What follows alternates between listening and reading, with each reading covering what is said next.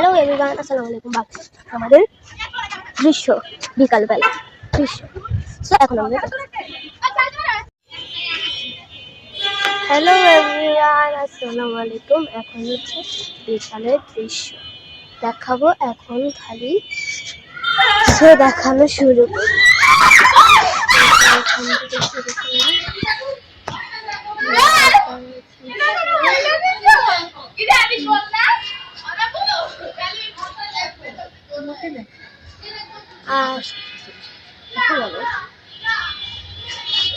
আমরা দৃশ্যটা আমাদের এখন দেখাবো। কত সুন্দর দৃশ্য, আল্লাহ কত সুন্দর আকাশ, কত সুন্দর। এখানে অনেক ধরনের ফুল আছে, তো দেখাই প্রথম থেকে। একটা ফুল,